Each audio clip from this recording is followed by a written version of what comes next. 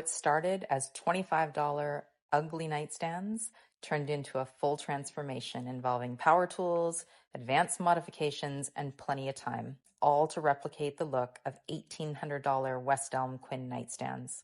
I unboxed my new cordless circular saw, marked the cut line using painter's tape and a pencil, and then with everything lined up, I made the first cut to remove the base. With the back cut, I was able to unscrew the base and lift it off. The drawer slides are held onto the center back piece, and so the first thing I did was remove the L bracket and mark the original spot so that I could ultimately put it back in the right place. My plan was to add a solid wood piece to the bottom in order to attach the new legs. I took everything apart so that I could repurpose as much as possible, especially this back brace. Before I was able to slide it back in, however, I needed to just cut off these end pieces so that it would be flush. So I used my multi-tool for that, and then a quick sand, and it was good to put back in. I lined this up where I had drawn my initial line that marked where the L bracket was securing the drawer slide in place. And then I screwed everything back in using the existing pocket holes. Before screwing that L brace or bracket back in, I did a quick test fit on the drawer. Then I screwed it back in and did one more test just to make sure everything would line up properly. Confident that the drawers would slide smoothly with everything lined up, I now attached the back center brace to the bottom. I countersunk the screw so that when I put the backing back on, it will sit flush. Pulled out my multi-tool again to cut back a couple of little spots on the bottom in order to make sure that when I slide in the new wood base piece, it will sit square. With that done, I was able to head to Home Depot with my measurements, grab myself a laminated birch panel, and take advantage of the fact that they will cut everything to size for you on site at no cost.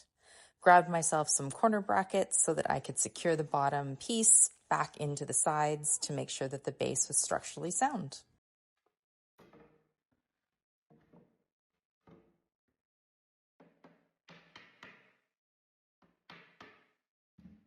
Before securing the new bottom piece, I repurposed the remaining 2 wood braces and again used the original pocket holes.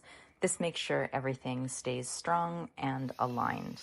And at this point, I was finally able to secure that new bottom piece to the base using the brackets that I had picked up, pre-drilled the holes, and then screwed them in.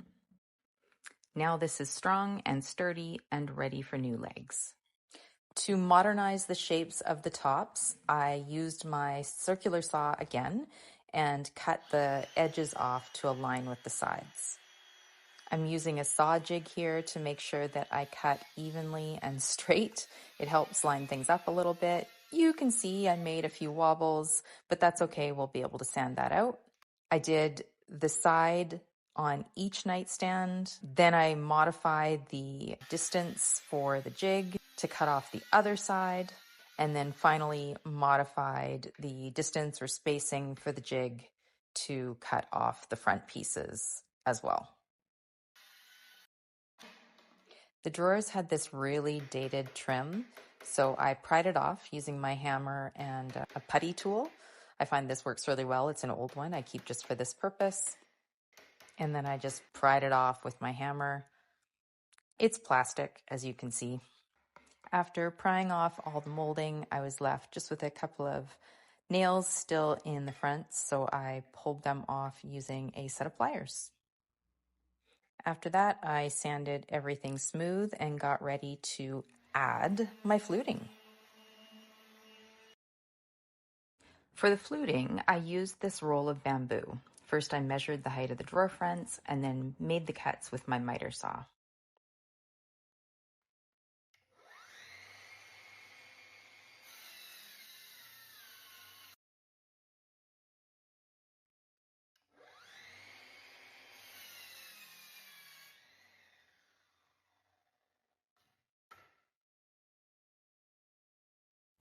I cut to the right width for the drawers. Sometimes you're able to use a full piece. Sometimes you need to piece a couple things together, but that's fine. I cut around the edges of the fabric on the backs of the fluting, removed it, and then used some wood glue, in this case Gorilla Glue, and a foam brush to cover the entire face of the drawer fronts before putting the fluting back in place.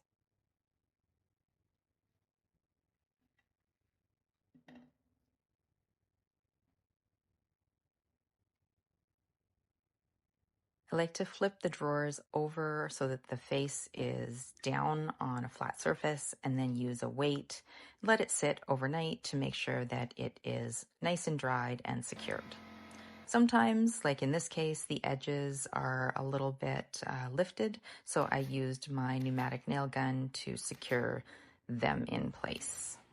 I applied a tiny bit of wood filler to the nail holes, and then once that was dry, I was able to sand it back smooth. You'll also notice along the edge of the fluting, sometimes it's just a little uneven or rough. That's why I like to cut a little bit longer than the actual drawer face, and then I sand it smooth with my orbital sander.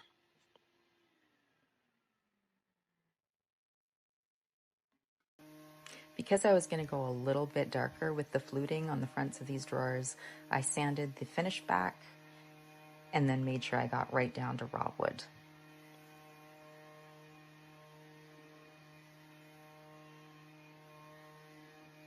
I also sanded the bottom that I put on just to make sure it was completely flush and smooth, and then got going with the leg installation.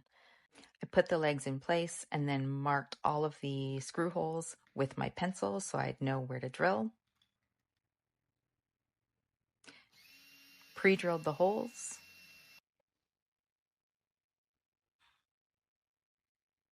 And then screwed all of the legs into place.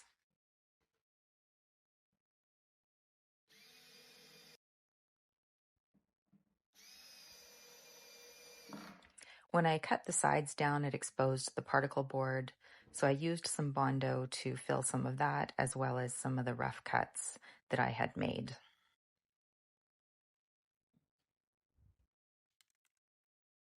There were also some areas of the sides that weren't quite flush, so I actually sanded those right down using my sander. Then after all the Bondo had dried, I used the sander again to go back and sand everything smooth.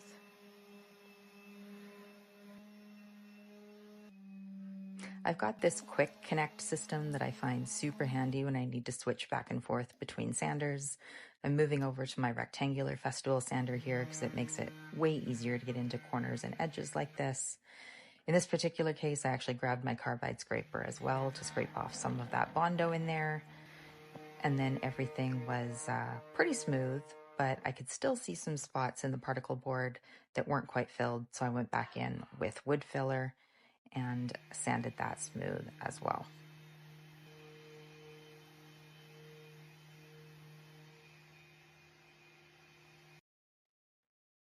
Everything then got a quick wipe, and it was time for primer. I'm using my Zinsser Bin shellac-based primer. This is great for adhesion, also great though when you need to seal particle board like this. I always use a foam brush and a foam roller because this shellac primer is so difficult to clean up, and so I dispose of it after I'm done.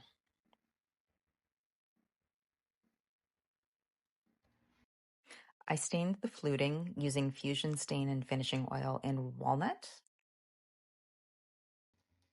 And then after letting it sit for, I think it was about 5 minutes, I used a blue shop towel and wiped it back.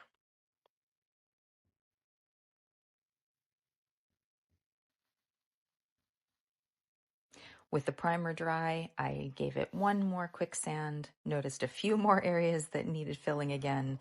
This time used my DAP filler for one final touch up. Once that was dry, I sanded it with 220 grit, and then finally was able to move on to paint. I'm using emerald urethane trim enamel here in a satin finish. The color is snowbound, and now I'm using a brush and a microfiber roller. It took 4 thin coats to give full coverage. Did a tiny bit of sanding between coats as needed using 220 grit sandpaper. I always wax the drawer slides on these wooden pieces because it makes them slide a little bit more smoothly. They can get a bit sticky over time. Now I'm checking to make sure that this edge pull hardware is going to fit and the drawers will close properly before I install it. Sometimes the drawers are really tight together and so it's difficult to put a edge pull in there. And if that's the case, I use a flush pull and just line it up to the top edge of the drawer. To install these black edge pulls, I measured from both sides, marked the holes, checked to ensure the pulls would be spaced evenly on the fluting, and then pre-drilled the holes, and finally screwed everything in place.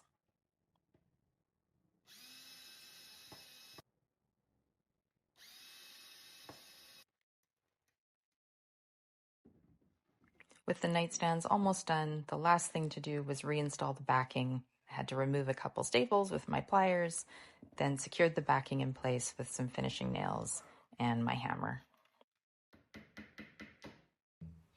This wasn't just a repaint. I reshaped the tops, I rebuilt the base, I added fluting, added new legs and hardware, all to replicate the look of West Elm nightstands. The retail price for this set at West Elm is nearly $1,800 Canadian plus tax. My version was built from scratch using DIY techniques and a $25 set of nightstands. I love a good furniture dupe, and I'm pretty excited about these ones. I have wanted to try these cane-fronted drawers for quite some time. I prepped everything as I normally do, used my go-to black primer, and finished in tricorn black satin. Took a quick trip to Home Depot for supplies and started going on the drawers. So I'm using wood lathe to make the molding on the drawers, and I've clamped together all the pieces I'm going to need so that I can sand them because they're really quite rough. And now I'm clamping them down the other way so that I can sand the sides. And this is just going to help smooth them out a bit before I actually attach them to the drawers. So now that they've been sanded down, they are ready to cut, and I'm using my miter saw and a little piece to mark the distance that I need to cut each one. And I didn't show you the process, but this is what all of the pieces look like cut and laid out on the drawers for the nightstands and the dresser. So now I'm getting the cane ready for the drawer fronts. I'm soaking it in the bathtub for 30 minutes and then laid it out flat on a towel. And then once it had started to dry, I used my rotary cutter and mat and ruler to cut it to the right size. And now while it finishes drying, I'm just laying some books on top of it to weight it down so that it dries nice and flat. So what I actually did is I cut a piece of like 1/4 inch MDF to use as a template so that when I put all of the molding on the drawers, it's all even. And now I'm using my wood glue and just a foam brush to get ready to put the cane and the molding on. So now I've put the template down and I've got all of my pieces of molding that have been cut the right size. I'm putting on the inside edge so that I've got edge that is a little bit smoother from the sanding, and just nail it in a few different places on the inside and the outside. My pneumatic nail gun to make sure it's secure, and then pull out the template, and that's what it looks like. I've used some wood filler to fill in all of the nail holes as well as just some of the spots that were uneven.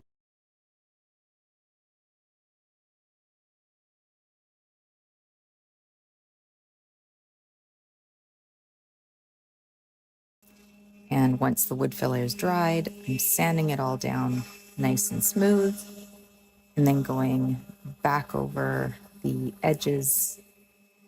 And with the edges, what I'm doing is just sanding it all even now. So once they're all sanded down, I need to choose a stain for the molding. And I have tried a lot of different ones. So now that they're all done and dried, I've put them next to the cane on the drawer, and I'm trying to decide which one I like. And it comes down to the Algonquin wash, as usual. Now I'm using a foam brush to brush it on to the drawers, the molding that I added, as well as the edge of the drawer that I sanded down. And just in case, I've put the template that I used for the molding inside so that I don't get any of the wash on the cane. And then as I'm wiping the wash back off, I can use that template just to get a nice clean line on the inside edge.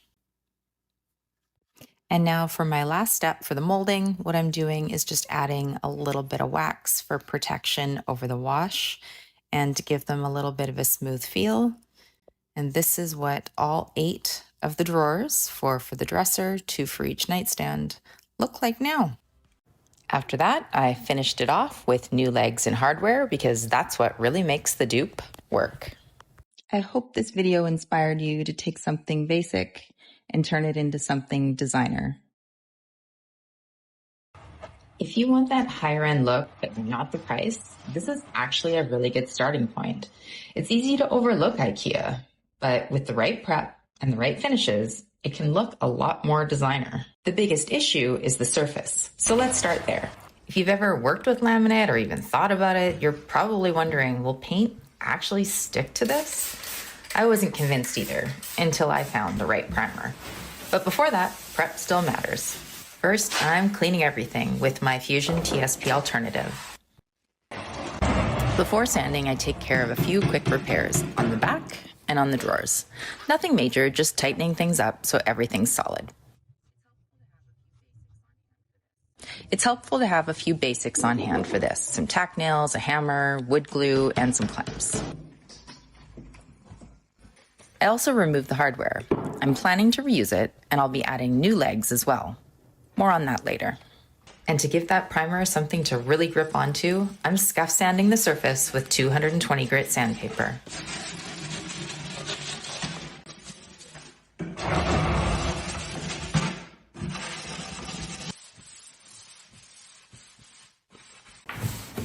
With the scuff sanding done, I give everything a quick wipe down to get rid of the dust. Then I tape off any areas I don't want to get primer on, just to keep the edges nice and clean.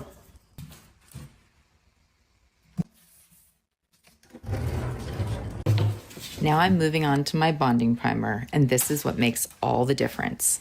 This sticks to everything, and it's the perfect primer to make sure that the paint sticks to this laminate surface.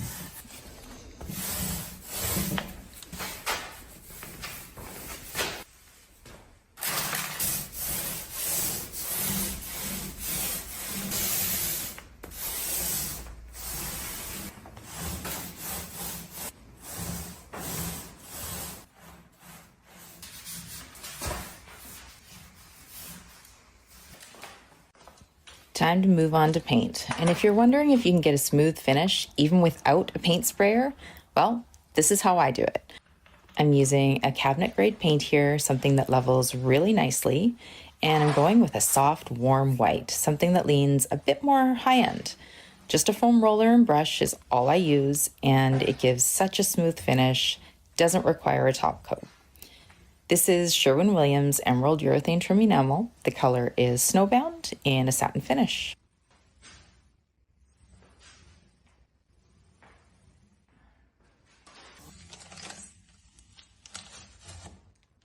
Now that everything's painted, it already looks a lot better, but the drawer fronts still feel really flat.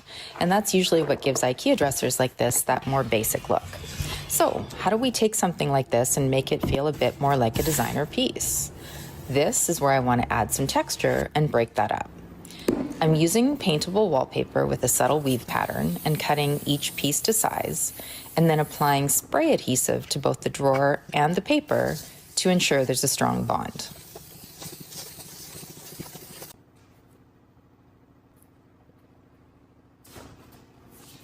Once that's set, I lightly sand the edges with 220 grit sandpaper, then apply one more coat of Stix bonding primer over everything.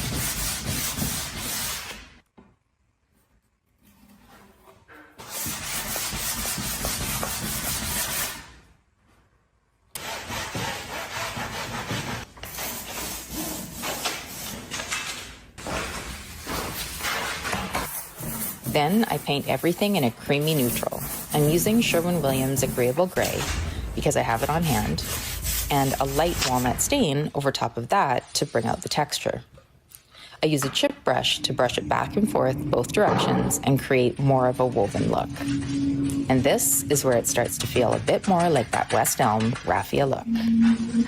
If you want another way to modernize drawer fronts with more texture, I've done a cane and trim version in another West Elm style makeover. I'll link that here. For this one though, I'm keeping it simpler.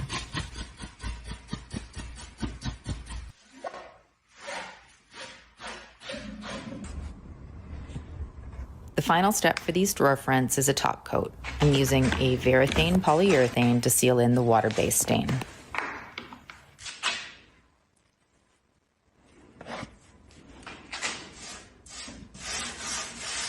Now that the fronts have more texture, the hardware needs to match that look. The existing hardware is a great shape and size, but the color's not quite right, and the legs feel a bit too clunky for the look I'm going for. So instead of replacing the hardware, I'm just updating the finish. I start with a clear shellac spray as a primer to help everything adhere and hold up over time. And I found new legs, but the gold is a bit too brassy, so getting everything to match is the goal.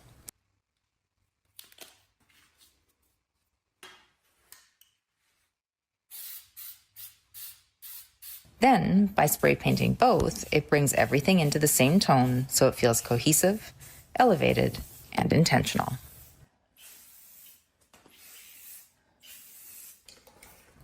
Once everything's dry, I can install the new legs. I measure and mark the placement, and then pre-drill the holes with a bit that's slightly smaller than the screws.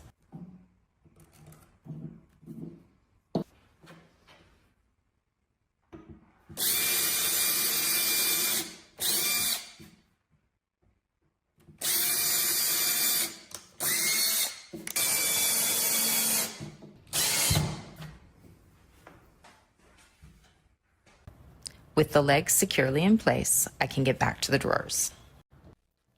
After a quick clean with vinegar and a magic eraser, I cut some wrapping paper to size and set it in place. To reinstall the hardware, I use a screw from the back to locate the hole through the textured front, then just gently press until it comes through. And with that, it was time to put everything back together.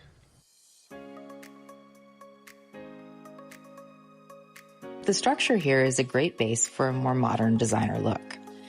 It just comes down to the prep, the right primer, adding interest to the drawer fronts, and updating the hardware and legs so everything feels cohesive.